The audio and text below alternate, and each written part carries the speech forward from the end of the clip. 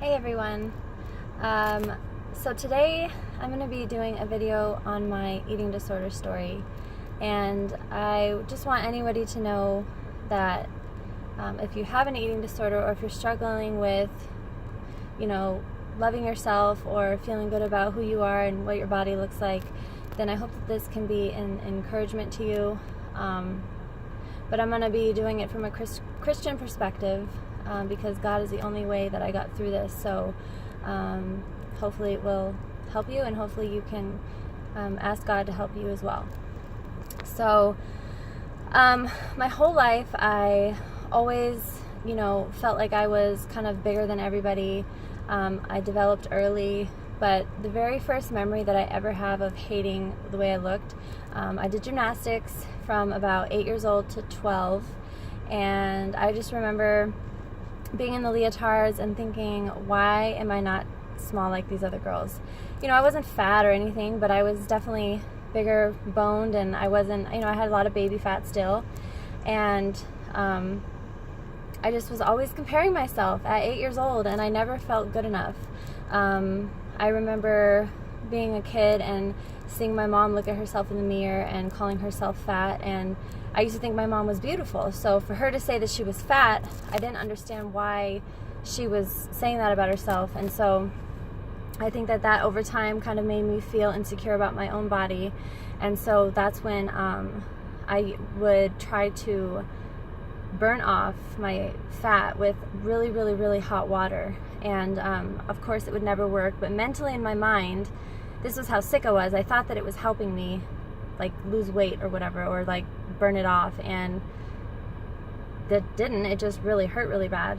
And so I went on through my high school, and I can remember the day, what I was wearing, the first day that someone, like some other boy, called me fat, or they said that I had thunder thighs, and I was so mortified, and I just felt like such an ugly piece of crap. And I was more developed in high school. I had boobs, I had hips, I had thighs. I wasn't a stick thin girl like all these other girls. And so I started with having body dysmorphia, and that's when I started to binge and purge my food.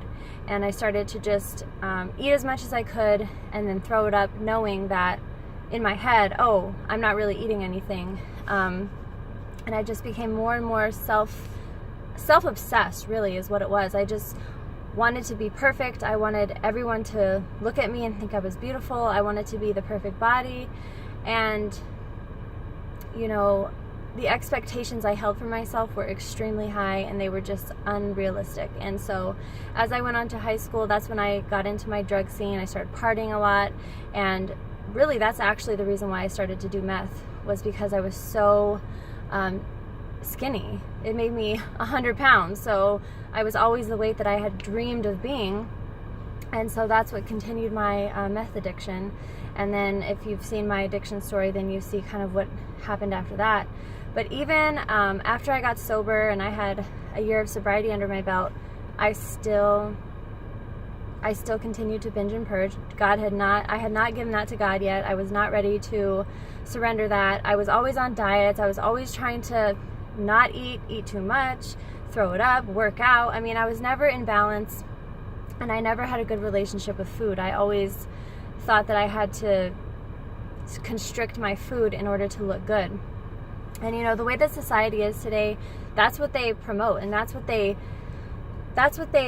why they sell all of their products, is because they target women's insecurities, and they want to say, oh, you want flawless skin, take this serum.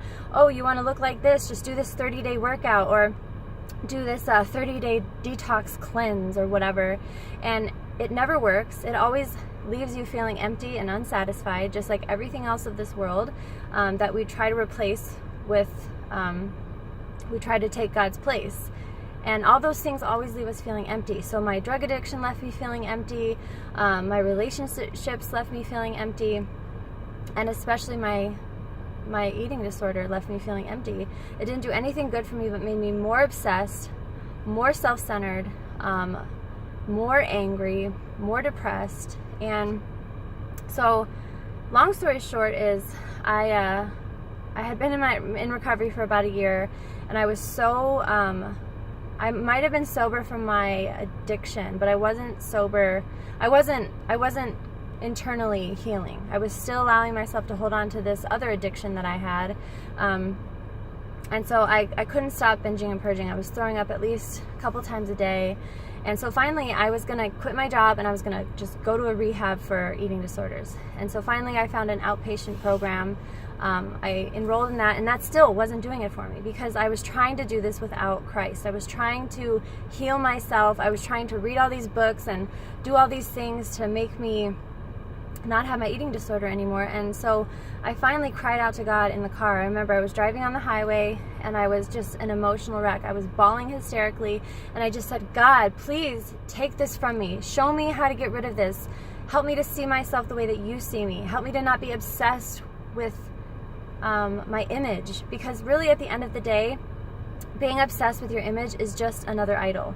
It's just another thing that you're trying to replace with God, replace instead of having God, and it's so worldly, you know.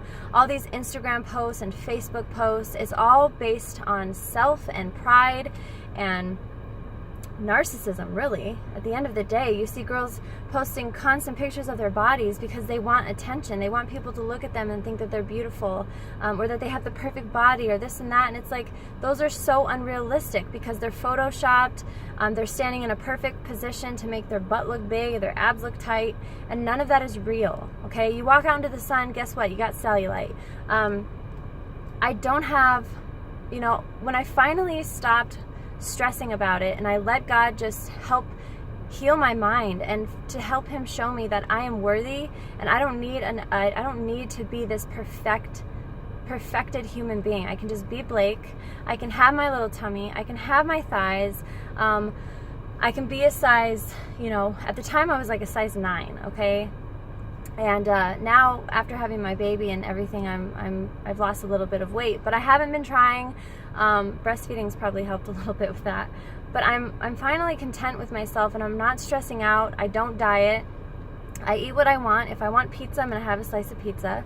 I'm not concerned and obsessed with food anymore. You know, I went down the whole, so then after I reached out to God and had him kind of take me on the steps of healing, I got into veganism, and I was vegan for about a year, and that just made me more obsessed because I had to, I wasn't binging and purging, but I was constantly looking at labels, making sure there wasn't milk or eggs or, you know, certain ingredients in it that's gonna, you know, make me fat, because that's why I was essentially being vegan, is I was afraid of getting fat again. So my eating disorder took over in another form, and so I wasn't binging and purging, but I was obsessing over my food again, being vegan.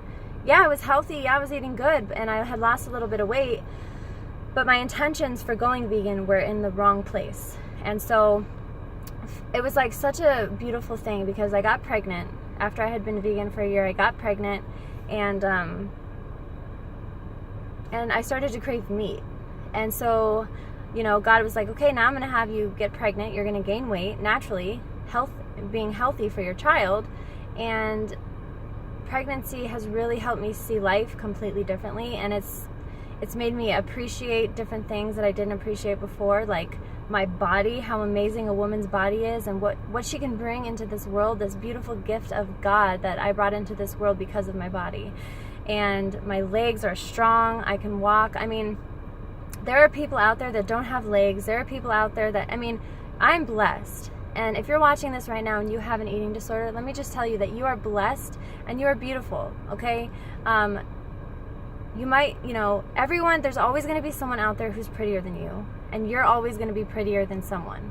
So if you're constantly trying to be the best, it's not going to happen. You're going to just keep being fed empty promises, and it's never going to satisfy your soul like Jesus Christ can. And so I'm telling you that God wants to heal every part of your being. He wants to be involved in every traumatic part in your body, in your soul, in your mind. He wants to help heal you. And so that's what he did for me. He healed me from my eating disorder. And yeah, do I still have days where I'm like, I don't really like myself? Yeah, I do a lot, but I can have the moment, I can say, okay, I don't like how I look right now, but I can move on and let it go, and it doesn't have to ruin my day. The number on the scale doesn't define me. I got up to weighing more than my husband when I was pregnant, which was amazing for me to not have a total breakdown. And so basically the moral of the story is that if you ask God to help heal you from this, or maybe not heal you from it, but at least help you to learn to live with it in a healthy way, He can do that, and He will. Sometimes He heals you from it, sometimes He doesn't. Sometimes, everyone has something in their life that God will not heal because it's going to teach you something. And so this has taught me so much in life about beauty, about my own personal beauty. And it's not just outside beauty that counts for me anymore. It's, learning to be a better person inside, and to just continuously trying to be better and more mature and loving and kind. Like, instead of wanting to lose weight, my goal is, how can I be more kind? How can I treat my husband better? How can I be a better mother? Like, let's focus on the important things in life instead of being so concerned with ourselves and what we look like. Eventually we're gonna die, and eventually we're gonna grow old, and we're gonna not have the best body. And if you can't be happy with yourself how you are today, you're never gonna be satisfied, and you're constantly gonna be searching for something that that you can never find. And so I just want to just share that and let you guys know that don't listen to this world on what beauty should be.